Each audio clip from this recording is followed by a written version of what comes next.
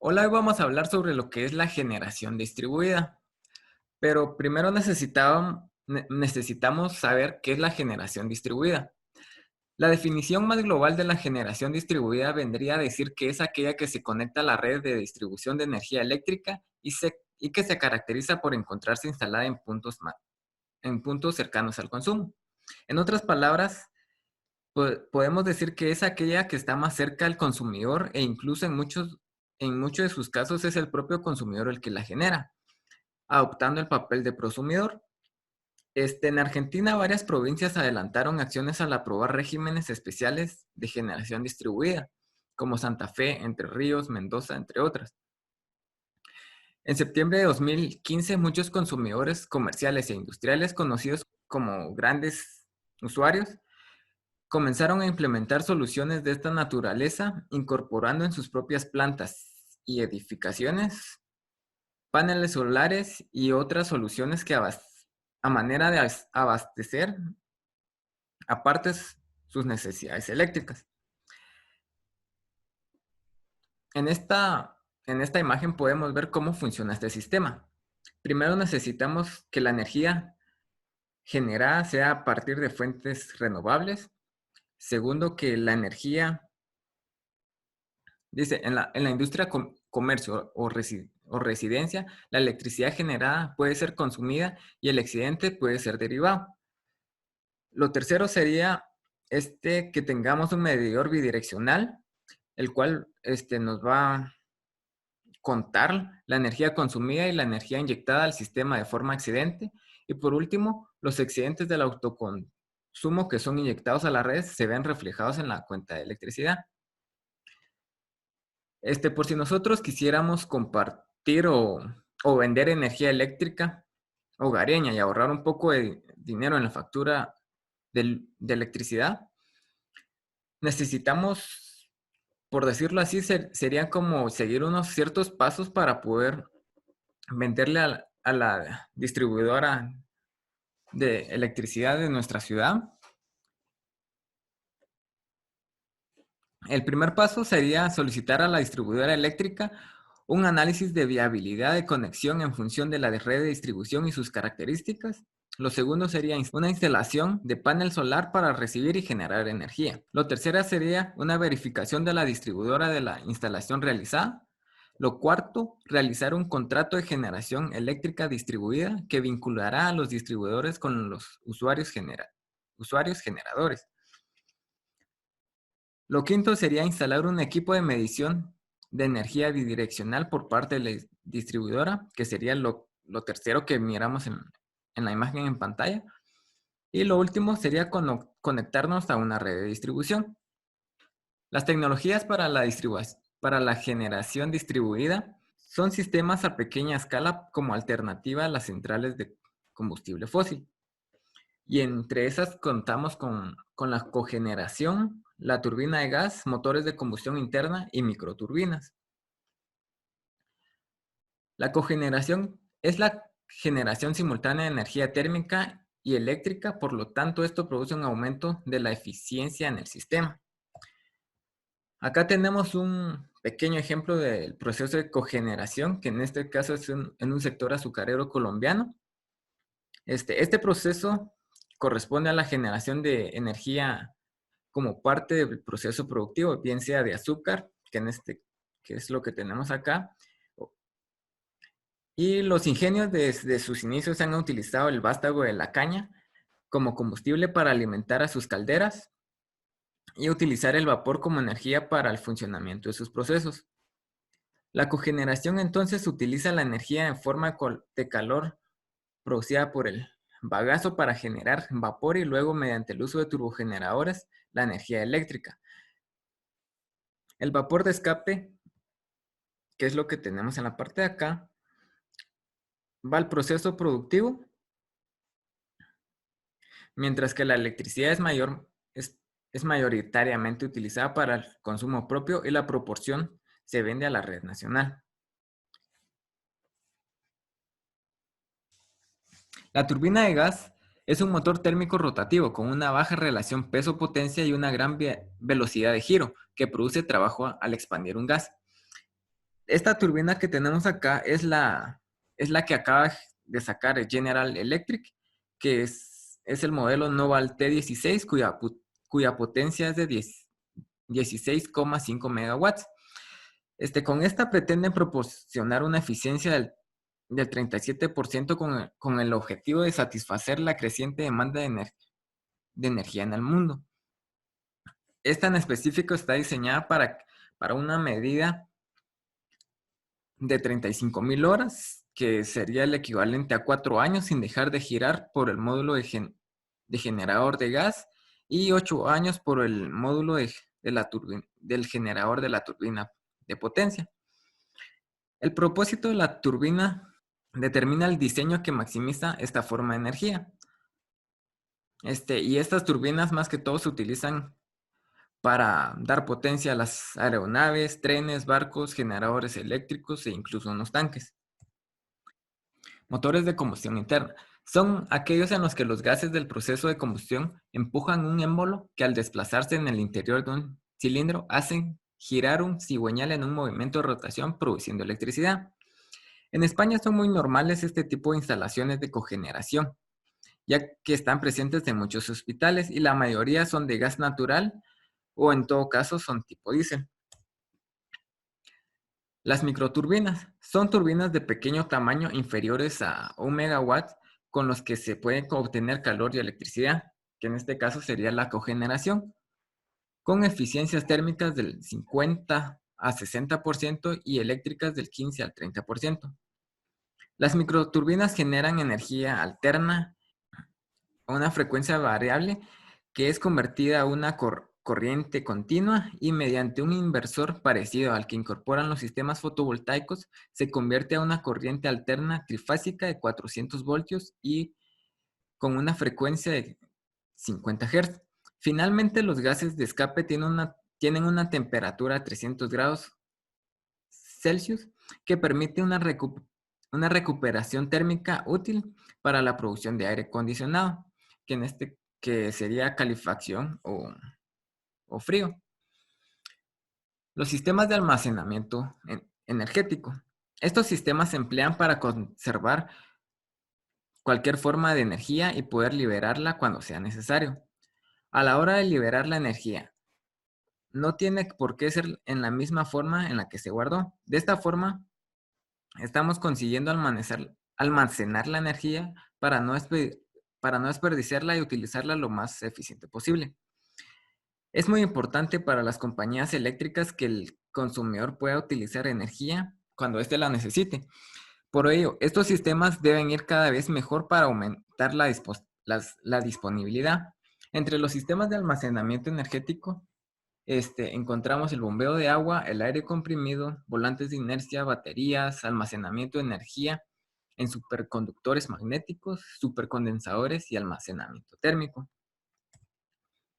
El bombeo de agua se utiliza para suavizar la carga de generación diaria, bombeando agua al depósito durante horas by, utilizando los excedentes disponibles en el sistema eléctrico. Durante las horas punta, el agua almacenada se puede utilizar para la generación de hidroelectricidad.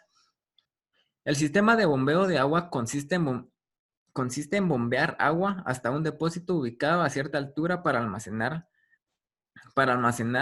como energía potencial, que puede ser aprovechada a medida que el agua baja.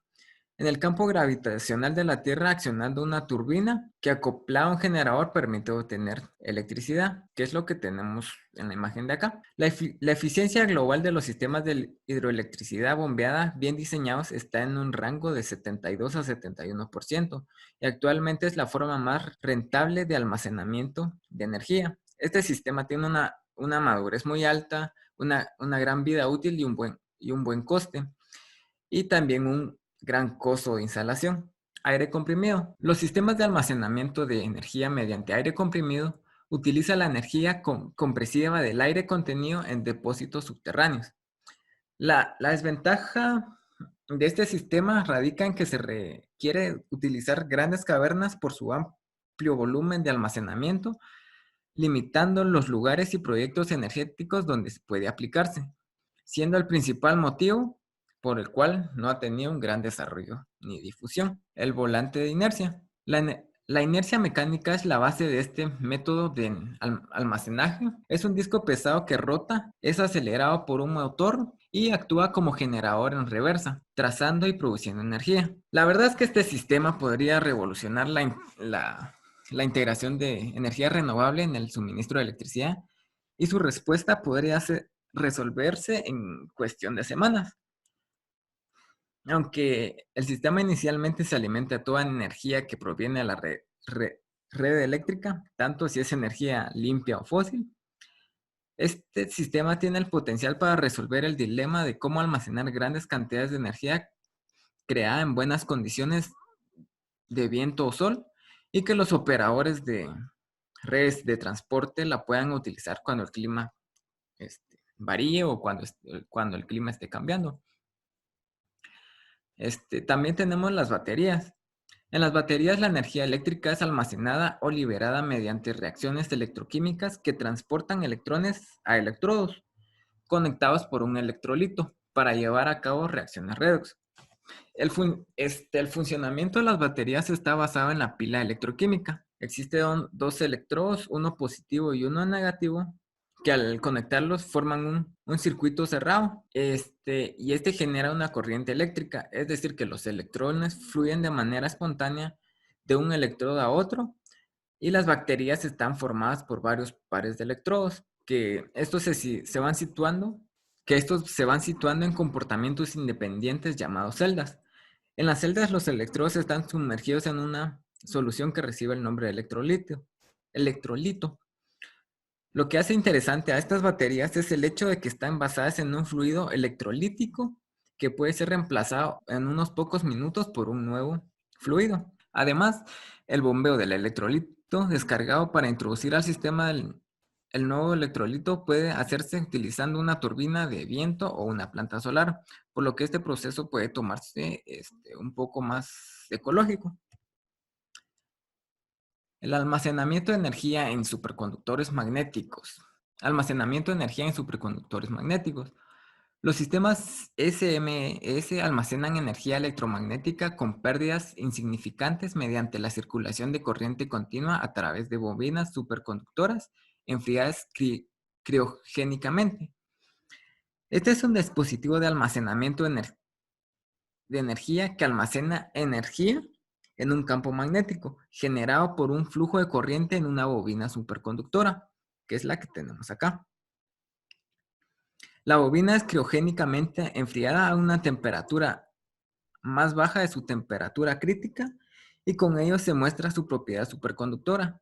El principio básico de un almacenamiento de energía de superconductores magnéticos es que una vez que la bobina es cargada, la corriente no decae y la energía magnética puede ser almacenada indefinidamente. Este almacenamiento de energía puede ser inyectado a la red eléctrica por simple descarga de la bobina. También tenemos los supercondensadores. Los supercondensadores almacenan energía eléctrica en forma de cargas electrostáticas confinadas en pequeños dispositivos, formados por pares de placas conductoras separadas un medio dieléctrico. Los supercondensadores tienen una ventaja, la cual está en su composición, debido a que no presentan elementos tóxicos.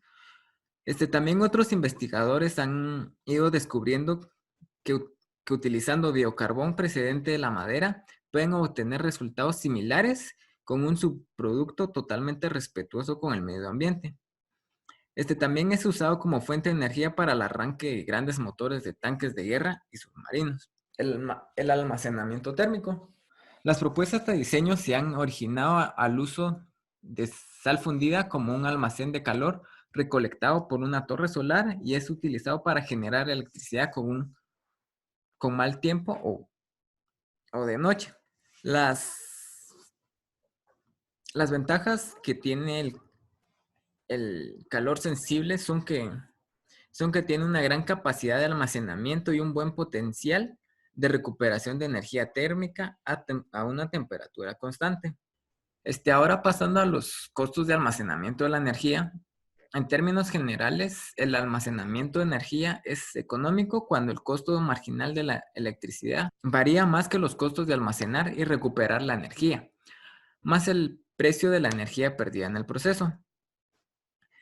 Más que todo el coste marginal para producir o de producir energía varía debido a los diferentes costos operacionales y de combustible que presentan distintas clases de generadores. Ya que podemos tener en un extremo las centrales hidroeléctricas, las renovables y las centrales nucleares, y estas son de bajo costo, más que todo de bajo costo marginal, pues tienen costos de capital así altos, pero tienen bajos costos de operación y mantenimiento. Y del otro lado tenemos las centrales eléctricas que funcionan a base de combustibles fósiles, y estos tienen un costo de capital más bajo, pero los costos de operación y mantenimiento son demasiado altos. Las consideraciones sobre el almacenamiento de energía. Este, el almacenamiento de energía es económico cuando el costo marginal de la electricidad varía más que los costos de almacenar y recuperar la energía, más el precio de la energía perdida en el proceso.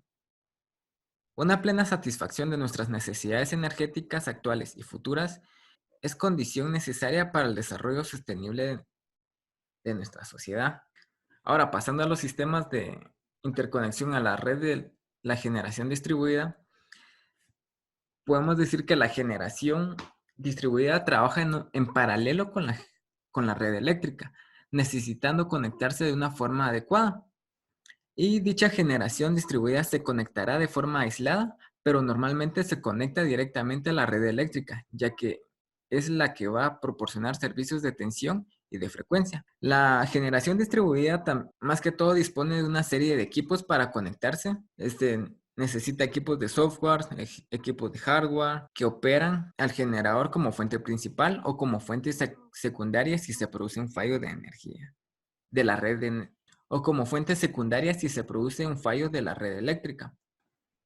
Entre los componentes del sistema de interconexión tenemos lo que es la conexión a la red, que dicha conexión a la red se realiza por medio de un interruptor general manual, que es un interruptor magnetotérmico con intensidad de cortocircuito superior al indicado por la empresa distribuidora en el punto de conexión. Los equipos de medida son necesarios para realizar la medición y registro de la energía generada y consumida, pudiendo estar compuestos de equipos de medida de entrada y de salida o equipos de medida bidireccionales. Las protecciones de interconexión, más que todo son los equipos que controlan y protegen las instalaciones eléctricas durante la operación de los mismos y en base al tarado de unos determinados parámetros eléctricos. Red de distribución y transporte, que esta es la red de la compañía eléctrica a la que normalmente se le conecta la generación distribuida. Y como hemos dicho o se ha dicho muchas veces, normalmente será de media, que más que todo va a ser de 1 kilovolt a 36 kilovolts. O de baja tensión va a ser menor que 1 kilovolt. De ahí tenemos lo que son los equipos de comunicación.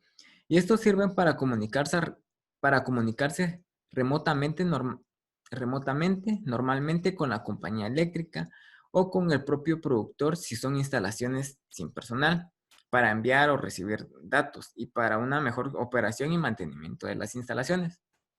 La monitorización, más que todo, viene de la palabra monitor, que quiere significar el que enseña, y su aceptación en equipos electrónicos.